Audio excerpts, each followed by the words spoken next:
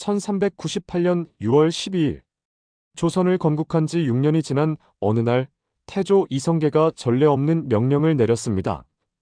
고려시대부터 조선 건국까지 모든 사초를 궁궐로 가져와라. 사관들이 목숨을 걸고 지켜온 금기를 깨뜨린 이 명령. 그리고 그 이후 수많은 기록들이 사라졌습니다. 왕조의 창건자가 직접 역사를 조작했다면 과연 태조는 무엇을 그토록 숨기고 싶었던 걸까요? 1398년 6월 12일 창덕궁 대조전. 태조 이성계가 앉아있는 용상 앞으로 떨리는 목소리의 내시가 다가왔습니다. 전하, 사관들이 궁 밖에서 기다리고 있어옵니다. 하지만 무엇이냐? 신계를 비롯한 사관들이 전하의 명을 거부하고 있어옵니다. 태조의 눈빛이 차갑게 변했습니다. 6년 전 고려를 무너뜨리고 새 왕조를 세운 그 눈빛이었습니다. 감히 나의 명을 거부한다고? 그 순간 사관 신계가 떨리는 걸음으로 대전에 들어왔습니다. 손에는 아무것도 들고 있지 않았습니다. 전하, 사초는 가져올 수 없사옵니다. 이유를 말해보아라. 사초는 후세를 위한 것이온데 만약 전하께서 이를 보신다면 후대의 임금들도 모두 사초를 보려 하실 것입니다. 그렇게 되면 사관들은 더 이상 진실을 기록할 수 없사옵니다. 조선 건국 이래 가장 긴장감이 흐르는 순간이었습니다. 그로부터 3일 전 태조의 서재. 태조는 밤새 무언가를 고민하고 있었습니다. 며칠 전 한 고려 유신의 후손이 몰래 건넨 문서 때문이었습니다. 이것은 정몽주가 남긴 비밀 기록이라고. 그 문서에는 충격적인 내용이 적혀 있었습니다. 위화도 회군 당시 이성계와 명나라 사이에 비밀 협정이 있었다. 조선 건국 후 요동 지역의 일부를 명예 할양하기로. 만약 이것이 사실이라면, 그리고 이런 내용이 사초에 기록되어 있다면 태조는 식은땀을 흘렸습니다. 조선의 정통성 자체가 흔들릴 수 있는 내용이었기 때문입니다. 더 큰 문제는 따로 있었습니다. 고려 말기 자신의 활동에 대한 기록들, 특히 정몽주를 제거하는 과정에서 벌어진 일들, 그리고 창왕을 폐위시킬 때의 진실. 사관들이 과연 무엇을 기록해 두었을까?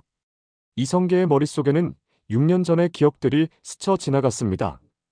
위화도에서 회군을 결정하던 그 순간 사실 명나라 사신과의 비밀 회담이 있었습니다. 요동정벌을 포기하는 대신 조선 건국을 묵인해주겠다. 당시로서는 어쩔 수 없는 선택이었습니다.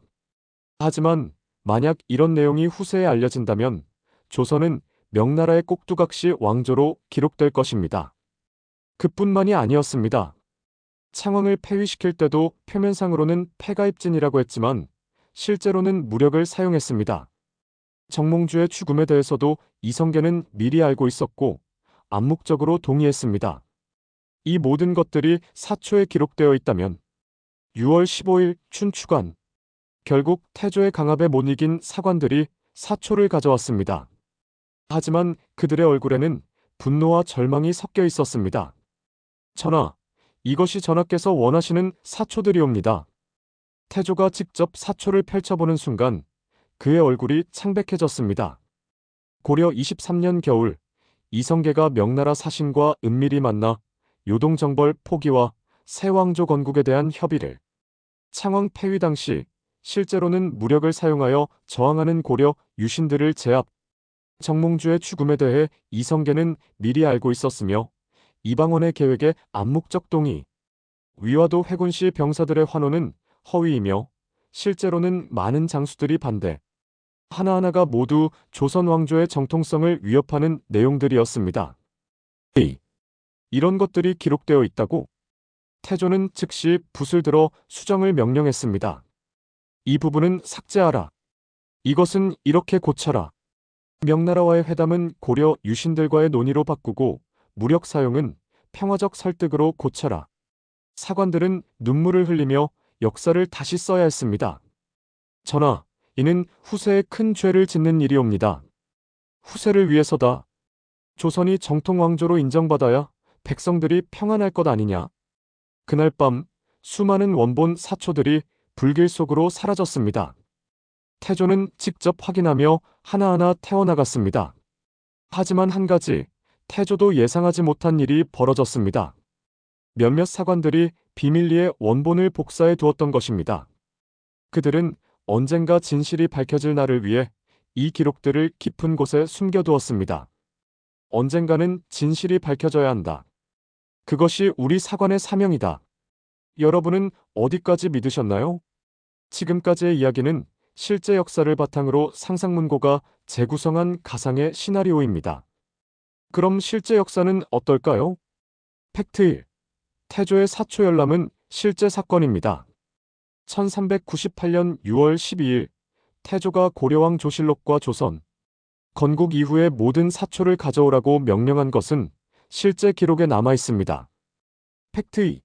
사관들의 격렬한 반발도 실제였습니다.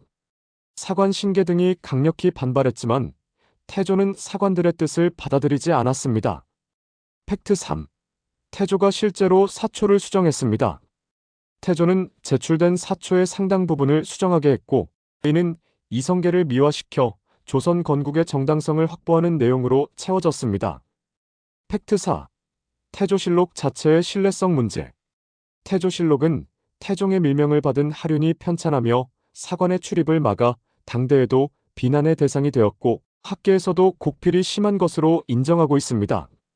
그럼 왜 이런 일이 벌어졌을까요? 새로운 왕조의 정통성을 확보하는 것은 생사가 걸린 문제였습니다. 특히 무력으로 정권을 잡은 태조로서는 자신의 행동이 역성혁명이 아닌 찬탈로 기록될 가능성을 차단해야 했죠. 역사학자들은 이 사건을 조선 왕조사에서 매우 중요한 전환점으로 봅니다. 이후 조선의 왕들은 사초 열람을 금기시하게 되었고 연산군이 다시 사초를 열람한 후에는 아예 불가침 영역이 되었습니다.